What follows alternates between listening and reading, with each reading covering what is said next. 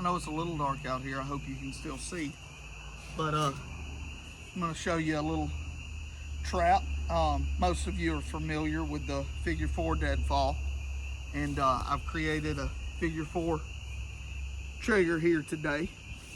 And you can look it up. There's tons of videos of trigger 4, or figure 4 rather, trigger on all over YouTube, so you can look that up.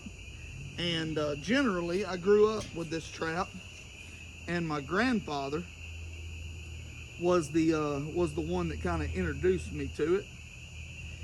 And what he would do is he'd build the whole thing out of scrap pieces of wood.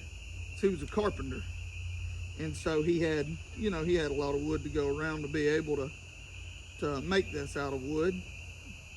And because I'm not a carpenter, I don't have a lot of wood to go around. So we're gonna try this the best we can.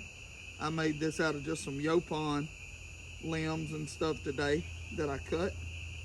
And we're gonna see if we can get this thing to stand. And of course, if we catch anything tonight that we don't need to catch, we'll turn it loose in the morning.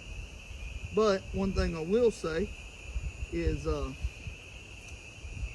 most of the time, like I said, this was always made out of wood for us. But let's just pretend today that this is apocalyptic type trapping. And we're trying to catch us something to survive, and we're using what we can find. And this is quite honestly a piece of trash that I found in my yard. So all it is a lid off of a barbecue pit. There we go, maybe that'll stay. That is a really fine hair trigger, but maybe it'll stay up tonight. If the wind don't pick up too much, we're gonna put some corn out here. All right, got our corn out, got it ready to go. We'll see how it works.